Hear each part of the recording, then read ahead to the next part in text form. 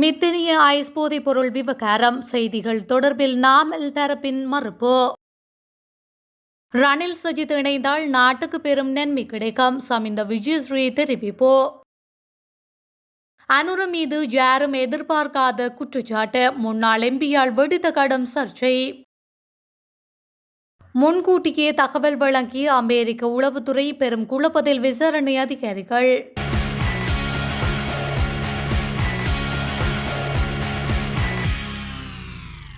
மித்தனிய பகுதியில் மீட்கப்பட்ட ஐஸ் போதைப் பொருட்களுக்கான ரசாயனங்களுக்கும் தமக்கும் தொடர்பிருப்பதாக ஊடகங்கள் வெளியிட்ட செய்தியை நாடாளுமன்ற உறுப்பினர் நாமல் ராஜபக்ஷ தரப்பு மறுத்துள்ளது. நாடாளுமன்ற உறுப்பினர் நாமல் ராஜபக்ஷவின் ஊடக பிரிவு குறித்த செய்திகள் போலியானவை என்று அறிவித்துள்ளது.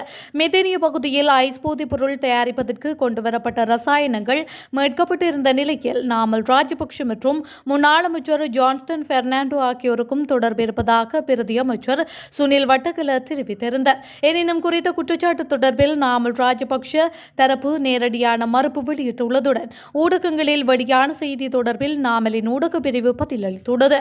அத்துடன் ராஜபக்ஷகளுக்கு எதிரான குற்றச்சாட்டுகளை தாங்கள் அனுமதிக்கப் போவதில்லை என்றும் நாமல் ராஜபக்ஷ சுட்டிக்காட்டியுள்ளார். முன்னாள் ஜனாதிபதி ரணில் விக்ரமசிங்கே இந்த நேரத்தில் நாடாளுமன்றத்தில் இருந்தால் அது நாட்டிற்கு நல்லது என்று தான் நம்புவதாக ஐக்கிய தேசிய கட்சியின் பிரதி தலைவர் ருவான் விஜயவர்தன தெரிவித்துள்ளார். ஸ்ரீகோத்தவில் உள்ள ஐக்கிய தேசிய கட்சியின் தலைமையகத்தில் இன்று ஞாயிற்றுக்கிழமை நடைபெற்ற அன்னதானத்தை திறந்து வைத்த பின்னர் ஊடகவியலாளர்கள் கேட்ட கேள்விக்கு பதிலளிக்கும் போதே அவர் மேற்கொண்டவாறு கூறியுள்ளார். இது தொடர்பில் மேலும் அவர் கூறுகையில், ரணில் விக்ரமசிங்கே நாடாளுமன்றத்திற்கு செல்வதாயின் சரியான நேரம் வரும்போது அவர் செல்வார். முன்னாள் ஜனாதிபதி ரணில் விக்ரமசிங்கே இந்த நேரத்தில் நாடாளுமன்றத்தில் இருந்தால் அது நாட்டிற்கு நல்லது என்று நான் நம்புகின்றேன். ஆனால் அத்தகைய ஏற்பாடுகள் எதுவும் இல்லை. முன்னாள் ஜனாதிபதி ரணில் விக்ரமசிங்கே நாடாளுமன்றத்திற்கு வருவது குறித்து நிறைய பேச்சுக்கள் எழுந்துள்ளன. ஆனால் தற்பொழுது அது தொடர்பில் விதமான கலந்துரையாடல்களும் இல்லை.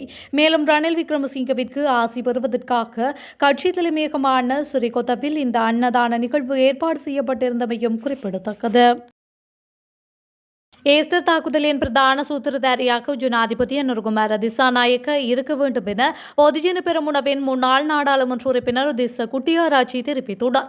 மெதனிய தலாவ பகுதியில் பொதுஜன பெரமுனவின் உறுப்பினர் ஒருவர் போதைப்பொருள் குற்றச்சாட்டில் கைது செய்யப்பட்டமை தொடர்பில் ஊடகங்கள் எழுப்பிய கேள்விக்கு பதிலளிக்கும் போதே அவர் இவ்வாறு கூறியுள்ளார். கைது செய்யப்பட்ட உறுப்பினர் ஏதேனும் தவறு செய்திருந்தால் அது அவரது தனிப்பட்ட தவறு என்றும் கட்சியுடன் அதற்கு எந்த தொடர்பும் இல்லை என்றும் அவர் சுட்டிக்காட்டியுள்ளார்.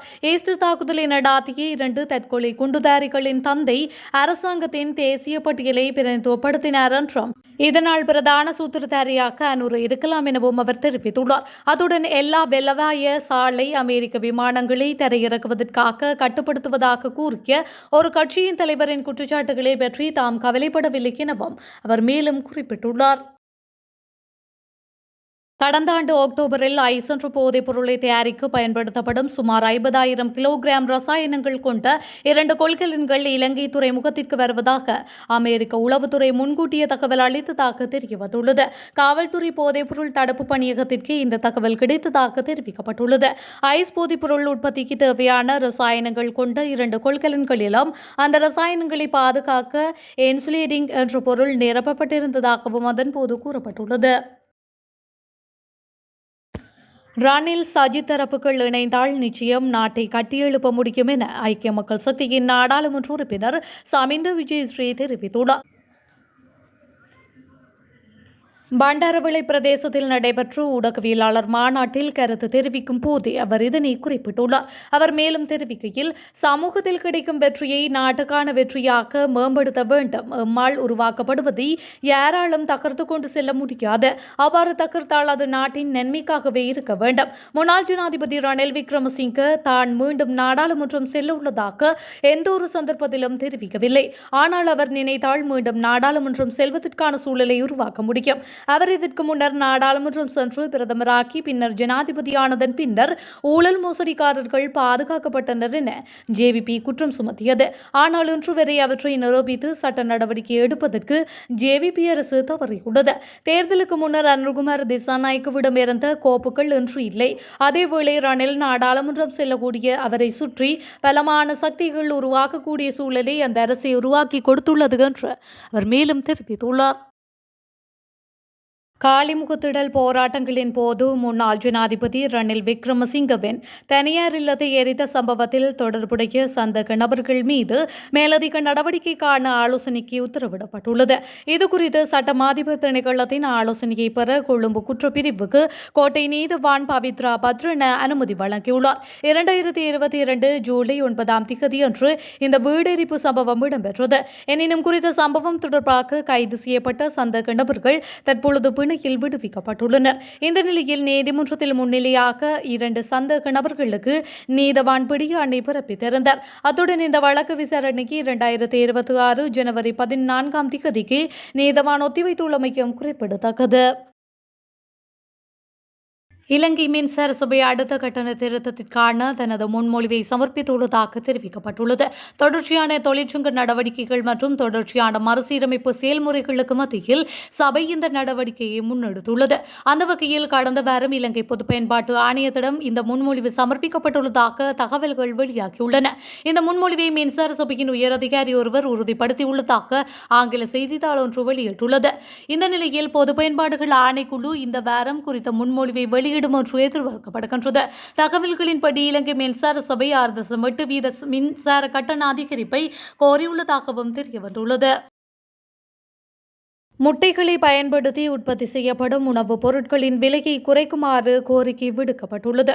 அகில இலங்கை முட்டை உற்பத்தியாளர்கள் சங்கத்தின் செயலாளர் DR அழககோன் இந்த கோரிக்கையை விடுத்துள்ளார். இது தொடர்பில் அவர் மேலும் கூறுகையில், முட்டையின் விலை அதிகரிக்கும் போது முட்டைகளை இறக்குமதி செய்ய சொல்லும் வெதுப்பக மற்றும் உணவக உரிமையாளர்கள் முட்டையின் விலை குறையும் போது அதன் பலனை நுகர்வோருக்கு வழங்குவதில்லை.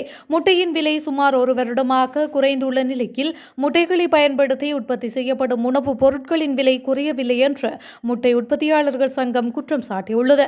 எனவே கேக், முட்டை, ரொட்டி உள்ளிட்ட உணவுப் பொருட்களின் விலைகளை குறைக்க வேண்டும். தற்பொழுது முட்டை விலையில் சரிவு ஏற்பட்டுள்ளதுடன் பண்ணையில் இருந்து ஒரு முட்டை 24 தொடக்கம் 25 ரூபாவுக்கு சந்தைக்கு வழங்கப்படுகின்றது. நாடு தற்பொழுது முட்டை உற்பத்தியில் தன்னிறைவு பெற்றிருந்தாலும் முட்டை உற்பத்தியாளர்கள் தொடர்ந்தும் நெருக்கடிகளை எதிர்கொள்கின்றனர் என்று அவர் மேலும் தெரிவித்துள்ளார்.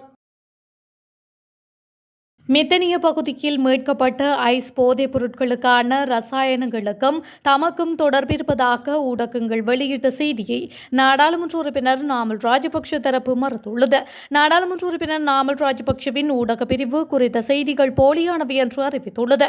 மெத்தனிய பகுதியில் ஐஸ் போதைப் பொருள் தயாரிப்பதற்கு கொண்டுவரப்பட்ட ரசாயனங்கள் மீட்கப்பட்டிருந்த நிலையில் நாமல் ராஜபக்ஷ மற்றும் முன்னாள் அமைச்சர் ஜான்ஸ்டன் பெர்னாண்டோ ஆகியோருக்கும் தொடர்பிருப்பதாக பிரதி அமைச்சர் சுனில் தெரிவித்திருந்தார். எனினும் குறித்த குற்றச்சாட்டு தொடர்பில் நாமல் ராஜபக்ஷ தரப்பு நேரடியான மறுப்பு வெளியிட்டுள்ளதுடன் ஊடகங்களில் வெளியான செய்தி தொடர்பில் நாமலின் ஊடக பிரிவு பதிலளித்துள்ளது. அத்துடன் ராஜபக்ஷகளுக்கு எதிரான குற்றச்சாட்டுகளை தாங்கள் அனுமதிக்கப் போவதில்லை என்றும் நாமல் ராஜபக்ஷ சுட்டிக்காட்டியுள்ளார்.